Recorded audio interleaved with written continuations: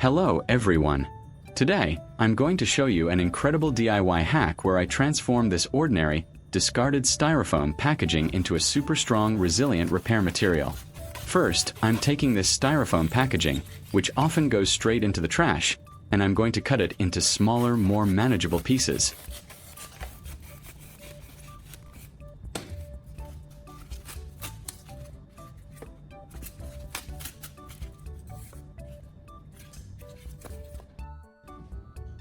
Now that I have my styrofoam pieces, I'm placing them into a sturdy metal tray. This tray will contain our fascinating chemical reaction. I'm using WD-40, a common household lubricant, to dissolve the styrofoam. As I spray it over the styrofoam, you'll see it begin to dissolve. This happens because WD-40 contains petroleum-based solvents that break down polystyrene, which is what styrofoam is made of.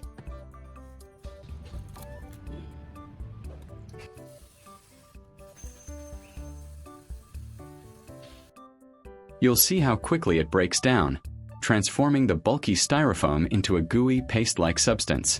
This is the base of our super adhesive.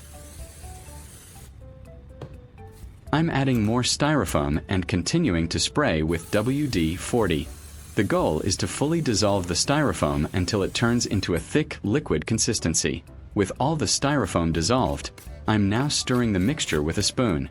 You can see it's forming a sticky, glue-like paste. This paste is essentially a concentrated polystyrene solution, which will become the core of our plastic repair.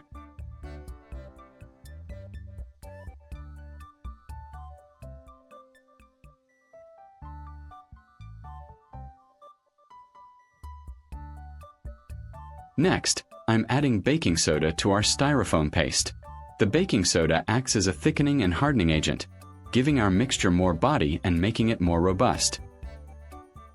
This helps create a durable, moldable filler that will set firm.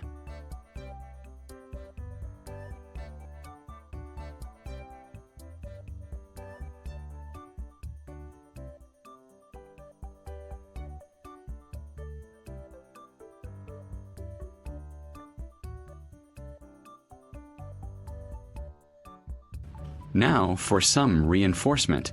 I'm taking staples and using a stapler to break them into tiny, individual pieces in my hand. These small metal fragments will act like miniature rebar, providing incredible strength to our plastic repair, just like concrete. Here's the damaged plastic fairing. There's a small crack and a hole that needs repair.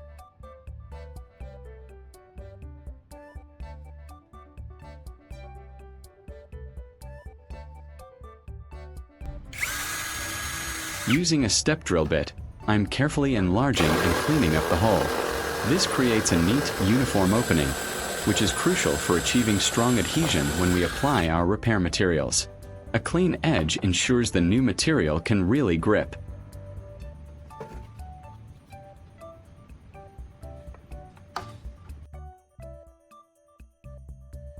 If you find this video interesting, don't forget to like, subscribe, and turn on the notification bell so you don't miss any interesting ideas coming soon.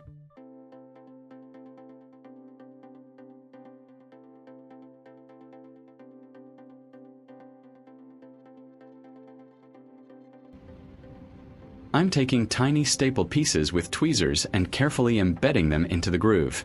To reinforce the crack, I'm using a heated soldering iron to embed one of our tiny staple pieces directly into the plastic.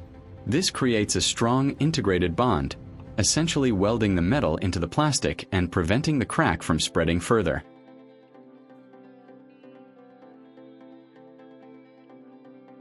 This reinforces the crack, similar to rebar in concrete, adding significant structural integrity and filling the gap before the final patch.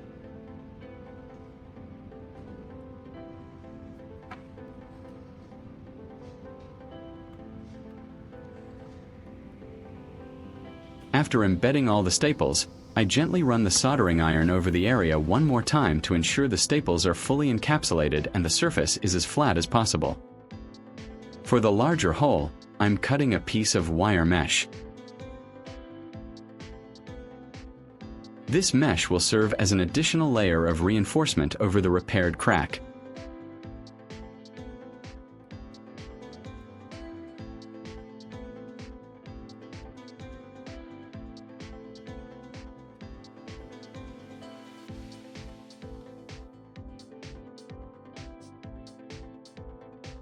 I'm placing the mesh directly over the prepared hole.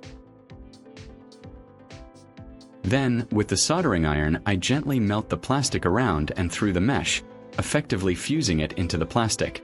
This creates a strong, integrated repair that can withstand considerable force.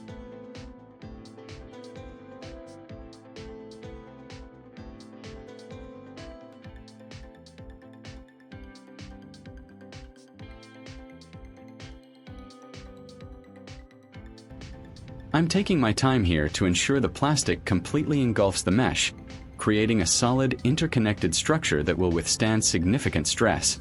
This is where the repair becomes incredibly robust.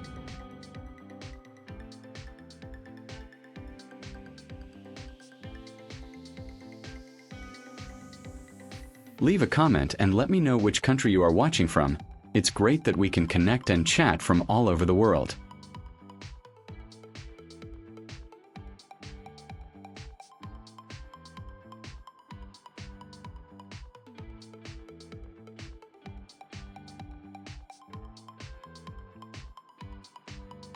With the mesh reinforcement in place, it's time to bring back our special styrofoam mixture.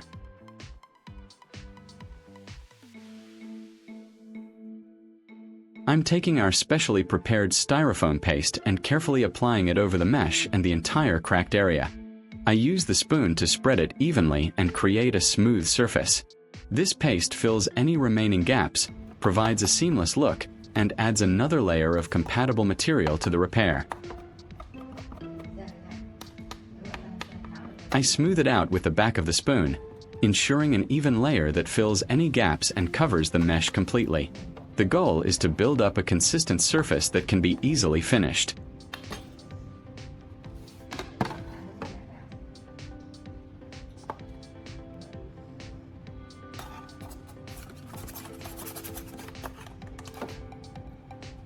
I'm repeating the process on the other side of the crack, making sure to apply the paste generously and smooth it out. It's important to build up the material evenly to ensure consistent strength and a flush finish when it dries.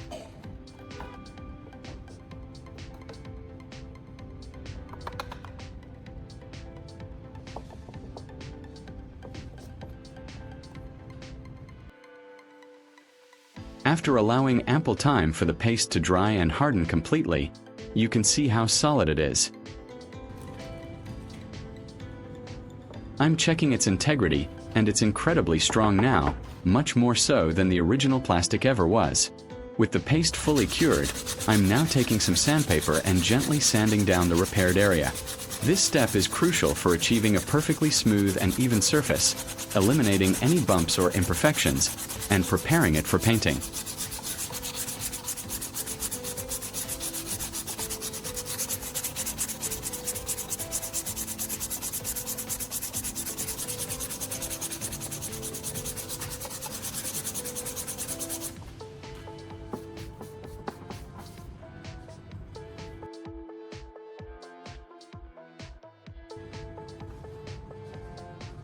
I will sand both repaired sides to ensure smooth edges and make the repair blend seamlessly with the surrounding plastic.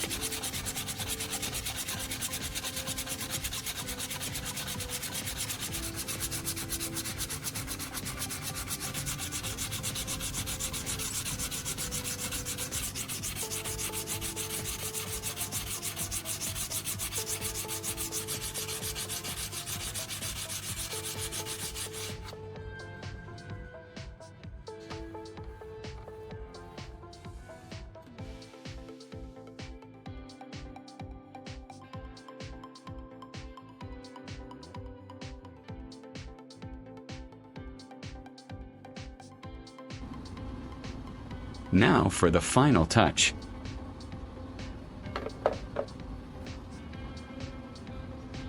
I'm applying several coats of black spray paint to blend the repaired area seamlessly with the original plastic.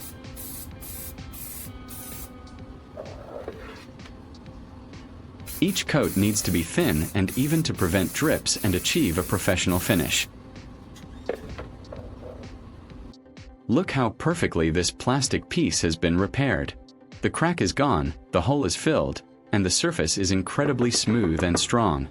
You can barely tell there was any damage. If you found this video helpful, please give it a thumbs up, share it with your friends, and subscribe for more innovative DIY projects. Thank you for watching, and I'll see you in the next video.